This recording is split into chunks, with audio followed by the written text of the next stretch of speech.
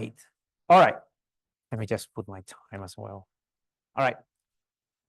Thank you, everybody. Thank you for putting this paper in the program. This is a joint work with Aureo, who is here in the audience. I don't see where he is. Set up there.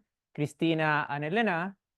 Now, we have seen several papers related to this here, but canonical labor market models tend to interpret market mobility and wage growth and wage dispersion as driven by different factors.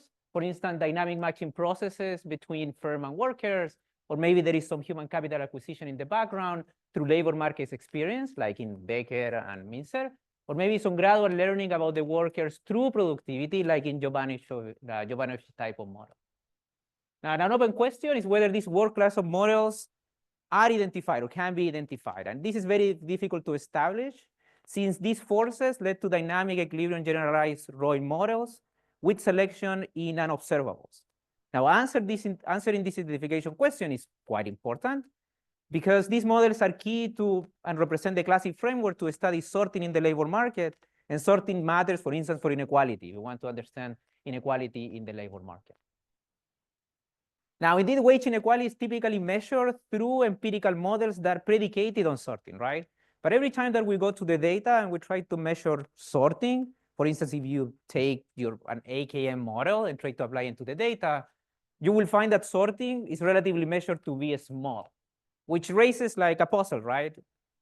Given the large degree of wage inequality in the United States, or also in the UK and in other countries, why is sorting estimated to be relatively unimportant, quote unquote, if canonical models of inequality are based on it? So there might be many answers for this question. This is the answer that we are going to try to give in this paper. Now, these dynamic matching models with human capital acquisition and learning are going to lead naturally to two confounding forces. The first is that they naturally give rise to countervailing forces, a compensating differential that may confound your measure of sorting. Like in these models, like wages are there not only to pay for what the worker is doing in the firm where they're working, but also to compensate workers for the lost opportunity of human capital acquisition and learning that they could get in other firms, which may attenuate the impact of firm worker types on wages, contaminating traditional measures of sorting. That is the first reason. The second is because of the human capital piece. This model features endogenous matching frictions, as human capital acquisition and learning availability may take some may take some time, right? So workers may be matched with some firms that might be less productive, but offer good learning opportunities. Think in my poor Aureo that is working ungodly number of hours for us when she could be working in JP Morgan. Right? She's hopefully learning a lot from us and getting future returns in the future when she goes to a PhD program, right? So highly productive workers, my Aureo, can be paid a relatively low wage because she expects to learn a lot from us. Right, so these are the forces. And now identifying, I mean, you guys know much better than I do. I'm a macro person, so you know much better than I do that these models are very difficult to identify, right? This framework are going to, especially the one we're going to right now, consider features of rich dynamic selection and unobservables. And these unobservables will affect wages maybe in a non-monotonic way, maybe it's non-separable, or maybe non-multiplicative manner. And at least in the model that I'm going to write now, it's not going to offer any exclusion restriction from the theory that we're going to write to solve this selection problem, as you may do in other settings where this problem arises. So the bottom line here is that there is no immediate way to adapt existing econometric models to solve this problem and to establish an identification. And the purpose of the paper is try to establish that. And for that, we're going to do two things. First, we're going to develop a semi-parametric identification arguments for matching models with human capital acquisition and learning by representing the wage distribution as a mixture over unobservable characteristics. And we're going to establish the identification of this wage mixture under no parametric restrictions, and then recover the primitives of the model. Mixing, like putting together this mixed-based approach with the quantile method that normally are used for a standard Roy model. So when we have done that, we're going to try to go to the data and use census data for the United States to reevaluate the impact of working firm sorting for US earnings inequality. And the key finding there is that sorting will matter for inequality, despite the fact that in our model, we are going to have human capital acquisition and learning. But your conventional measures of sorting are going to typically underestimate the impact of sorting on earning inequality, because they are going to conflate the compensating differential that I was telling you earlier in wages with this firm worker match effect. Now, in the results that I'm going to show you today, we're going to have some simulation results, some Monte Carlo exercises. And the LAHD results, I will give you the directions in which they go, because who knew that with the new administration, getting things out of the census was going to be a little bit hard. That is the world that we live now. We're working on that. Okay. Great. So let me just tell you something about the model that we're going to write. The model that we have is a dynamic matching model with imperfect firm competition, under uncertainty and learning about the worker ability. There are going to be two types of agents. On one side, there are going to be firms that are heterogeneous in many respects, in particular in the technology of output production, the human capital, and how much information they're going to produce for the worker and for the firm as well. Okay, this works perfect. I thought I needed the stick of Oreo to keep working here, but I think this is enough. All right, so workers in the other side are going to be also heterogeneous. They're going to be heterogeneous in their human capital that is going to be observed, and some measure of ability that is going to be unobserved, but it's going to be learned over time. Now, in what I'm going to write later, the model is going to be very general, with some general functions, but it's going to nest many existing models, like models with wage growth and inequality, like in Baker and Minzer, or models with job choice and exogenous wages and no learning, like in Keene and Wolping, or models with endogenous wages, but identical firms and learning. All these models can be nested in the setup that I'm going to write in the next few slides. So to set up the model, I need to tell you something about the firms, the workers that are going to be most of the heavy lifting of the model in terms of the human capital, something about output, and what is the informational structure of the model. So that is kind of the order of the talk, and then tell you something about the United States. Great. So we're going to have firms that are going to be discrete. There is going to be, and they're going to produce an homogeneous good sold in a perfectly competitive market, and the price is going to be 1. It's going to be our numerator. Production of this firm D in fancy capital D is governed by a constant return to a scale production function that uses only labor, nothing else. We're going to abstract from capital and some other variables, only labor.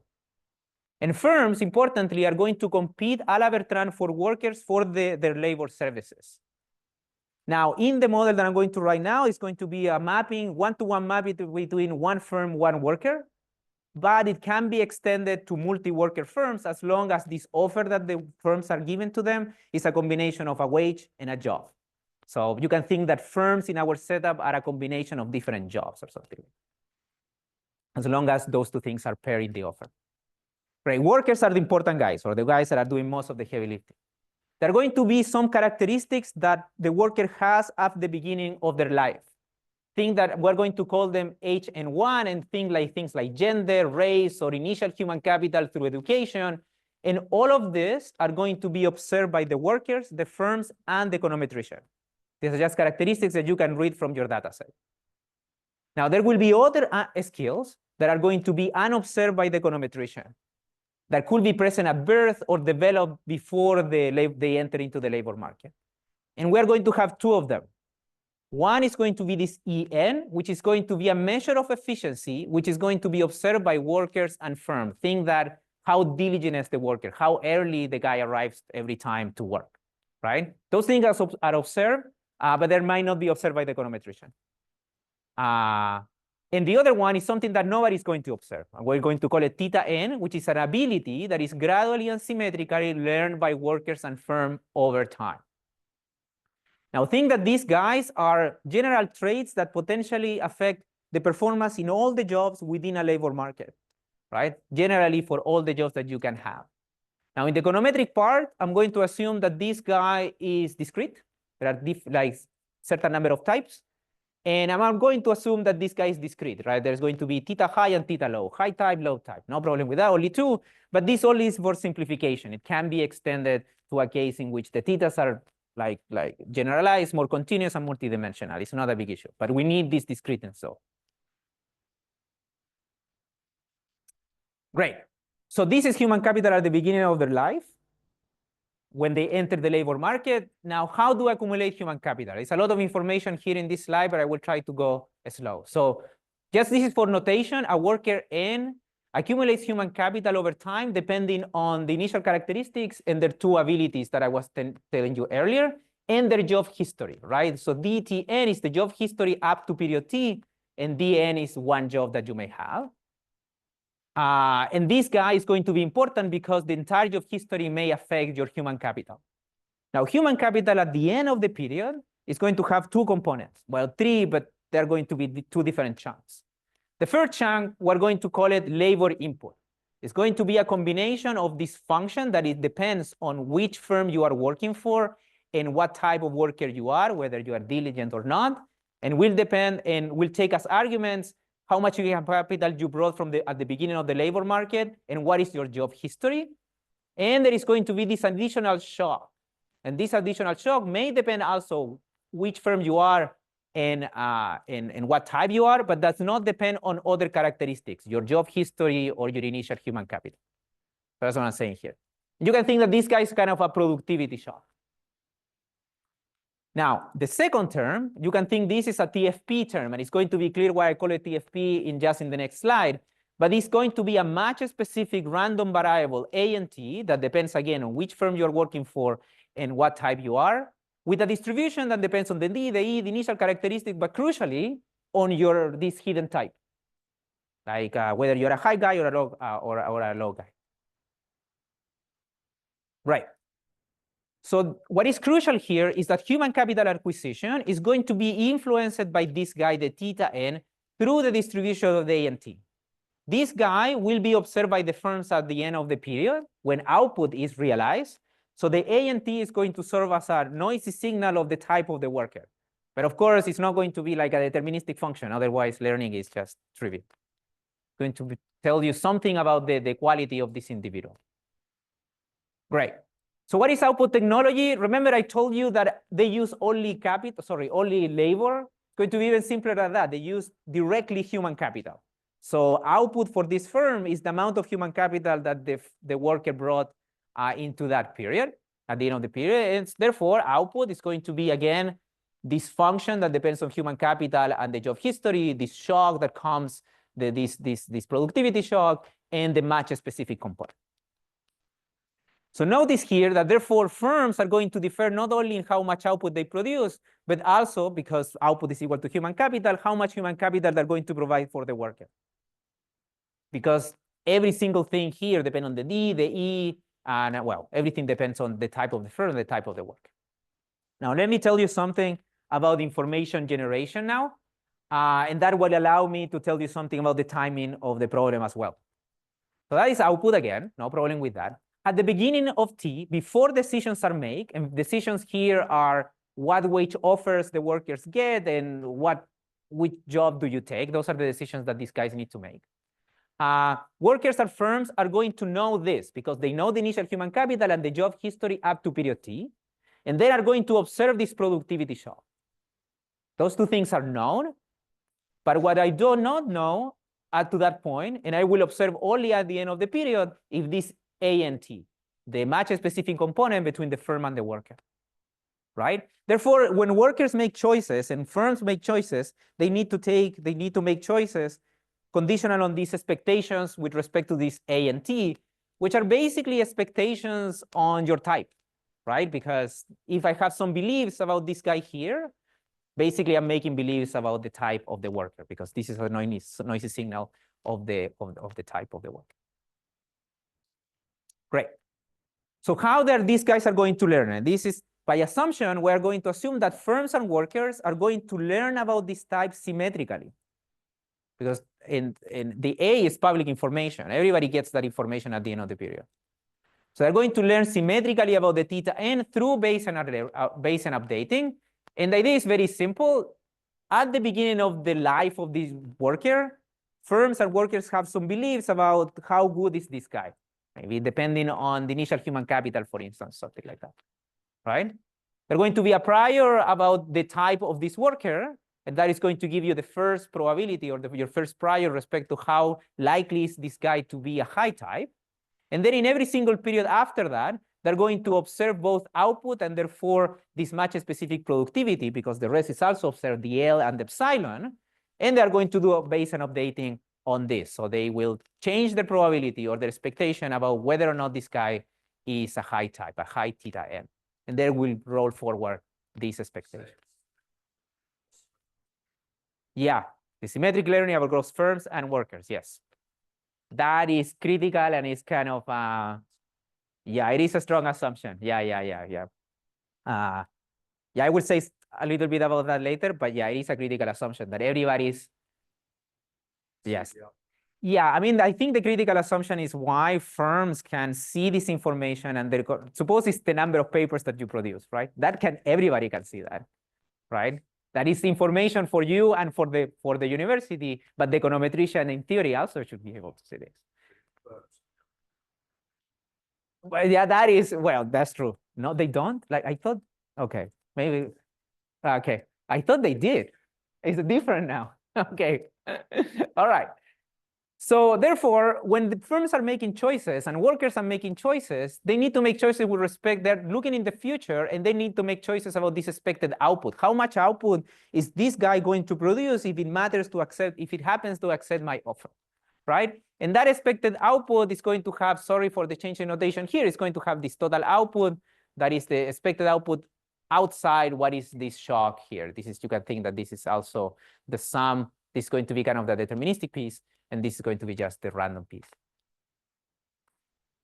Right, conditional or what is known, for the worker. Let me just show this very quickly, but I'm just going to define some notation here. This is going to be the expected output that depends on all the potential states up to that point, right? The job history of the worker, the human capital, the type of the worker, and the expectation that I have of respect of this guy being a high type, a high theta type. So YDS is the primitive of interest that captures both heterogeneous output across firms and the heterogeneous human capital technology of these firms. That is what we want to get out of this. So let me spend 30 seconds in the equilibrium definition. This model has an equilibrium. It's going to be a Markov perfect equilibrium, right? Which is robust and consists of wages, acceptance strategies together with a belief process.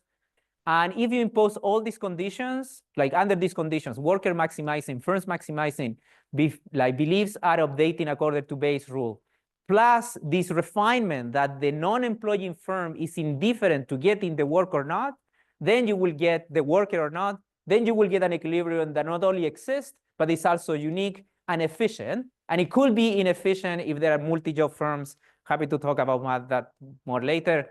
But in Elena's paper, you can show that the multi-job case might be inefficient. But under these conditions, you get these three things: existence, uniqueness, and efficiency. Great. So what do we want to get out of this? We want to get a wage equation so we can bring it to the data. That is what we want. In the wage equation, I will show you in a second, it's going to have two components. One is going to be the expected output at the second best firm, meaning the output that my array could get in JP Morgan, plus or minus, in this case, a compensating differential, which is going to be a wage discount because she expects to get this human capital acquisition with us. The second component is going to arise as an equilibrium because it comes from something that you can think is a second price auction-like pricing mechanism, right? So in a static case, if we remember like the standard model under Bertrand competition, suppose you have only two firms, and they have different cost structure. One is more productive than the other, right?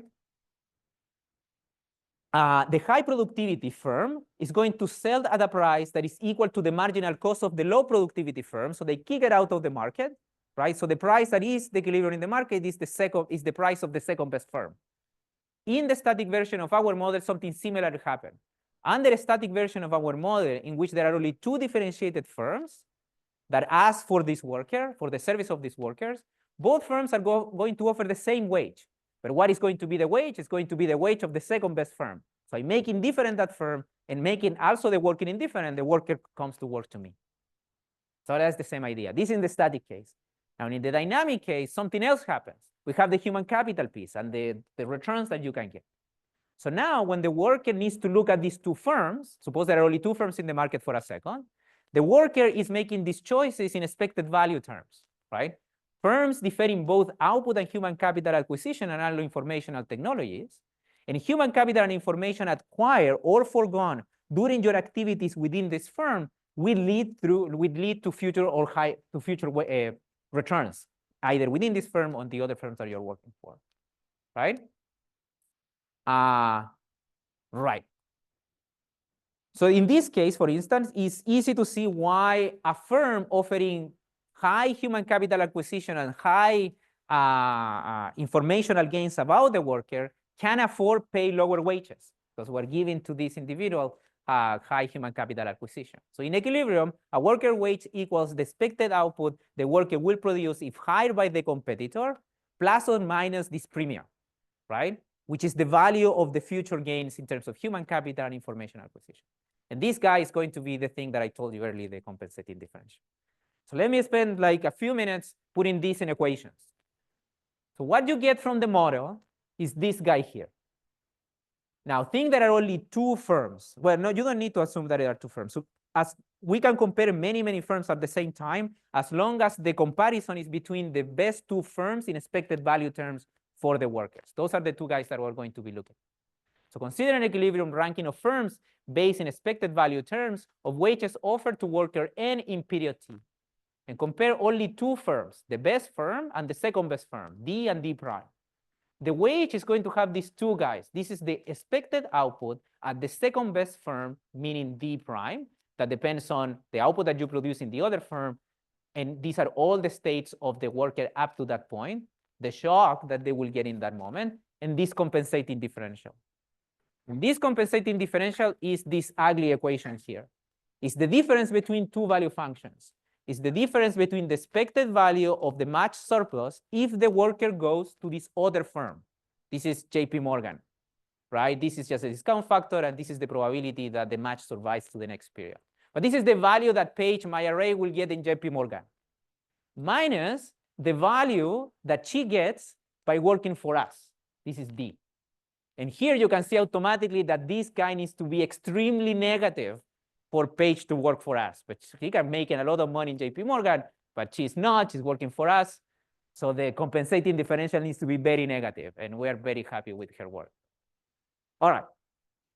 So, so this wage follows immediately from the indifference between the employee, the non-employee and the employee firm. So Paige is indifferent, my array working between the two firms, and the only reason is because she has this big expectation that by working for us, she's learning a lot and accumulating a lot of human capital that will pay in the future. Great. All right, I have 15 minutes, right? Okay, so now let me try to bring this to the data. How we're going to do it? So if we write this thinking in the data, well, in the data, we're going to observe, right, the total wages that my array gets, WNT. On the right-hand side, from our model, we're going to get this expression, the potential equilibrium wage of my array. But we also get this term right here, which is the selection term, the fact that we only observe Paige working for us, and we have no idea what is the competing firm or the counterfactual, right? This is just the selection, the fact that Paige works for us with the second best firm being JP Morgan. Right? So you can see here that the only thing that I need to try to address all these elements here in the model is data on wages, employment choices, and something that comes from the initial attributes. So in theory, I only need information that you get from your match employer-employee match panel dataset. Theory, right? Minimal data requirements. Even as we allow the D and the D prime to be a function of all variables affecting potential wages, including these unobservable pieces. The theta that is associated with your expectation, right? About whether or not the guy is a high type or a low type. The EN, the type of the worker, and these shocks, right? And there is dynamic selection in unobservable. But in theory, if you look at this equation, you just need these three things: wages, employment choices, and initial attributes. And that is what we're going to get from LEHD, from the census data. Now, what do we want to get, or what do we want to identify? This is kind of my want list. We want to identify the total wage of the worker, right? This output here and the compensating differential. We would like also to separate them up. What is output? What is compensating differential? We would also like to know something about the distribution of signals and the priors, the P. And if we can get all of those, we will also be able to get this epsilon. It's a big want. Furthermore, if you get all of those, you will get, I mean, you guys probably know this much better than I do, but you can get all these guys for free, kind of. The low motion of states and the conditional choice probabilities. All right. So let's talk only a little bit about identification, and this is our argument. All right, so this model is our generalized equilibrium Roy model, right? And there are at least two challenges that you can see very clearly here. The first one is that suppose for a second that D prime, the second best firm, and the type of the worker, all the states are observed. And you want to identify this piece, right? So you want to identify what is the output, the sum of the output and the compensating differential. Well, you still have your standard Roy problem, right? You see this, but the wage of the worker is associated with the output and the compensating differential plus the selection bias. So that is the first problem. The second, which is the hard one, I will say, well, this is also very hard, but perhaps more complicated problem is that D prime and SNT is unobserved. So I cannot even calculate the left-hand side of this equation. It's just very hard. So for the argument that I'm going to make in the next slide, and I hope it's clear, I will ask you to forget the fact that we don't observe S like D and T, D prime and T. We know that Page could go and work in JP Morgan. Assume that the guy is known, but identification argument holds and follows if we allow for the we allow that D prime is unknown. But for the moment, for the next slide, let me make the assumption that I know that Page could work in JP Morgan. That is the second best. So what is the beauty, I think, of the identification, and what is the intuition? Well, remember that we're going to only use information of choices and wages. So our identification argument does not require restrictions on endogenous variables or restrictions on the dynamic states, the choices or outcome. For instance, we don't ask some sufficient job mobility as your standard AKM approach, right? Instead, we think that we can do this identification imposing minimal data requirements. We just need wages, job histories, and some characteristics, despite the fact that we allow for this arbitrary selection on observables, right? And will lead to a constructive estimator of the primitives. All right, so there are three key steps in the identification, and I only have another 10 minutes, so I will only talk about those three key steps, despite the fact that in the next slide there are many words.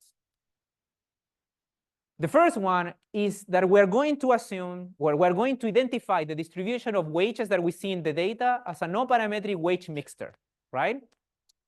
So we're going to face the data, we're assuming that there is not this non-parametric wage mixture, we're going to estimate using, in our case, Stata and MATLAB, and that is going to give us information about the E type. And for this step, the fact that E is discrete is going to be very important.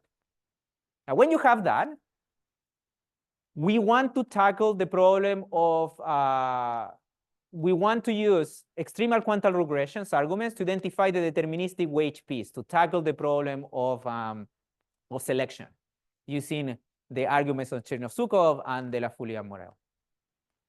So we take 1 and 2, 1 and 4, I jump directly, and the next one will be just exploit the dynamic discrete choice logic of our model to, when we have 4, be able to identify the output and separate it from the psi, which is the compensated differential, and the rho. All right. So that was a lot, but let me now go and try to bring this to the data and tell you something about what we did with both in the simulation and in the application that we're doing for LEHD. Yes. Yeah, and that we're going to observe that in LEHD. Yes. No, we do. What you say maybe? For the first, okay, yeah, that is a problem. Okay, yes. So for that, we're using the longest state that we have data from 1994 for some states, and only for households, for individuals, sorry, that we see them starting in between 25 and 28. We want to increase the number, but it's true. We need the entire job history. If I see a truncated job history, we're going to be in trouble, right? Yes. Yeah. And it's a problem of T and not about N. Yeah. All right. But first, I'm going to do a simulation, and there I'm going to basically assume the other way. All right. So what do we want to do? We're going to reevaluate the impact of sorting of high-wage workers into high-wage firms and their importance for earning inequality, right? A way to measure this sorting is typically done, right, using AKM and then correlating or taking what is the fraction of the total variance of wages that is accounted for by the covariance between the worker effect and the firm effect. It's a simple way to do it. But as I was saying at the beginning of the talk, well, typically you will find that the importance of sorting is sort of small, right? And it's because typically you will get back that the correlation between the firm and the worker effect are very small. Of course, you can make some bias correction methods like in Stefan's paper, right? And that will increase the importance of sorting. But in our case, the decline of the importance of sorting will happen because of the presence of this compensating differential and the endogenous matching frictions, right? So we have two results, one associated with the simulated base and the other with the LHD. I will give you the direction in which the LHD results are going. I will not be able to give you numbers yet, unfortunately. So let me give you the simulated base evidence. Perfect, okay, I think we're on time. So we're going to simulate a simplified version of the model. I will tell you what is a simplification in a second. That is going to replicate, and this is where my macro thing comes in, and we're going to calibrate the model to match some important cross-sectional moments of the US distribution, earnings moments from PSID, and some AKM type moments from Song et al. That comes from the Social Security Administration data. And what I will show you in a figure is that when the compensating differential is negative, which is what we get from LESD, the AKM variance decomposition is going to dampen the estimated sorting relative to a case in which there is no compensating differential whatsoever, right? And the reason is because the AKM is going to omit this compensating differential and it's going to conflate it with the epsilon, the selection, and it's leading to your standard omitted variable bias. I mean, I'm going to give you an intuition to why that is happening. We're still working in like the math. It seems like a very hard problem to show actually that is happening, but let me go there when I have more time. All right. The second set of results, these are about the simulation. The second set of results is that we're going to go directly to estimate our wage equation with one simplification using US data from LHD. And what we're going to find, I was just saying, that that guy, the compensating differential, is on average negative. Now, it's heterogeneous. It changes across the age distribution, about education distribution. But in general, on average, it tends to be negative, which implies, from our view, that the AKM decomposition, meaning what fraction of sorting, sorry, what fraction of the total variance comes from this covariance between the worker effect and the firm effect, tends to underestimate the impact of sorting because it's going to omit, again, this important component, the compensating differential, right? And in the example of Paige, you can see it, like she was working in a high productive firm, Wharton, we hope that we're very productive, we're still offering a very low wage, right? So the sorting might be very low. It will look like it's low, right? And we corroborate these findings with alternative measures of impact of sorting based on random reallocation of workers. I'm going to, if I have time, I will be able to explain that. Great. All right, so let me give you some details about our Monte Carlo simulation, right? We're going to make two simplifications, basically, that will allow us to easily compare our model to the AKM framework, but crucially, the compensating differential is still going to be there, right? First of all, this is the most heroic, probably. We're going to suppress the dependence of wages on the second best firm. So we're going to forget about all those things for a second. And I'm going to assume a weight-Roy selection on the shocks, right? So no selection problem. Basically, I'm going to parameterize, and similar to Stefan's paper, right? We're going to consider a finite number of workers, types, and firms, right? This is going to be my E's, and this is going to be my D's, right? So I'm going to parameterize the wage equation, and then I'm going to calibrate some parameters of this equation to match some moments of the United States.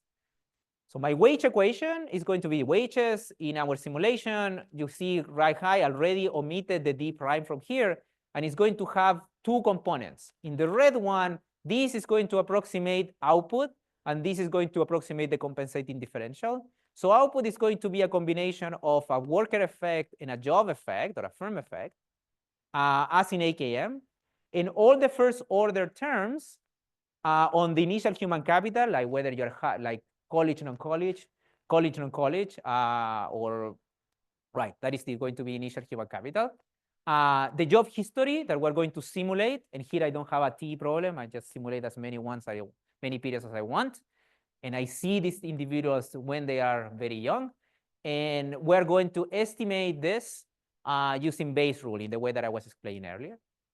And for this guy, for the compensating differential, we're going to approximate it with a polynomial, basically. We're going to take all the several higher order powers of the age, the job history, and the beliefs, and all the interaction terms.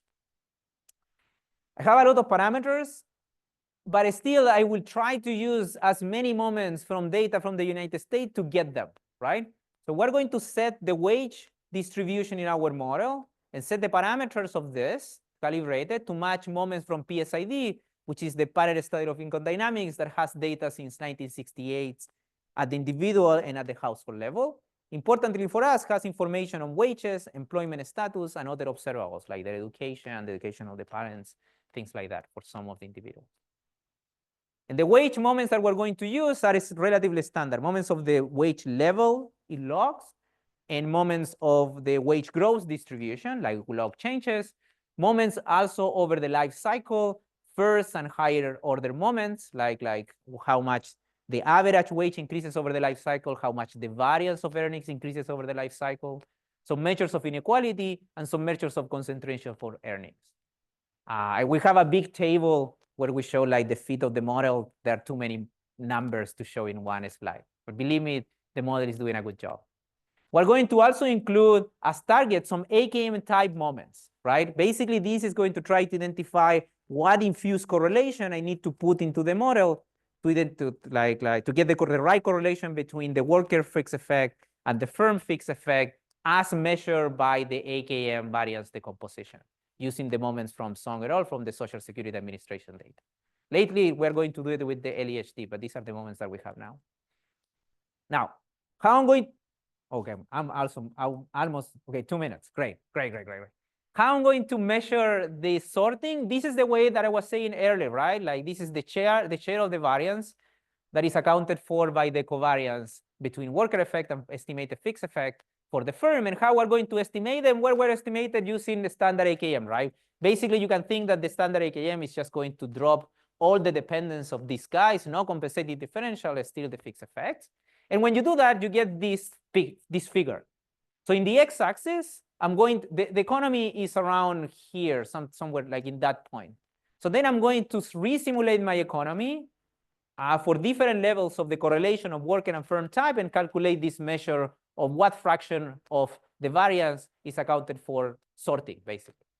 There are 3 lines here. The black is just when compensating differential is equal to 0. And then counterfactually, I'm going to put a compensating differential that is negative, which is what I get from my estimates.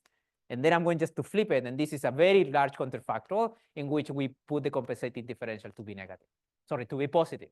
And here you can see what I was saying earlier. If you take this point here, if the compensating differential is negative, it's going to tend to, like the variance decomposition is going to underestimate. So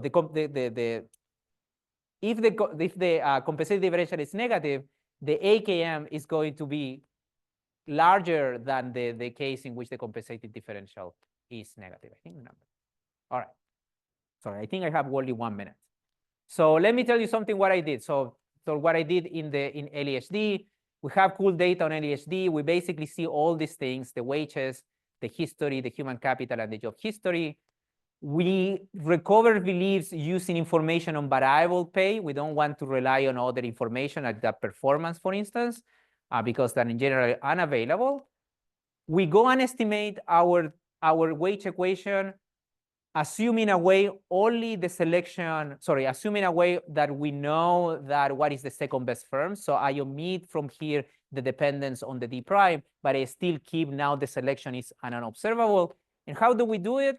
We basically combine a Gaussian mixture estimation with the extremal quantile regression approach of De La Foule, Morel, and Sang. So if you want to apply it in Stata, it's kind of a combo that we created between FMM, IAQ, or Excel, which is the things that these guys developed. What do we get? What we get is that the AKM decomposition is going to underestimate the impact of sorting, because in general, this psi is negative. Okay, so I'm going to stop there. I want you just to leave the slide here. We have the sum of perimeter identification arguments for matching models. We go to the data. We're finding that this compensated differential matters, and it matters for sorting. A lot of things to do yet. Thank you.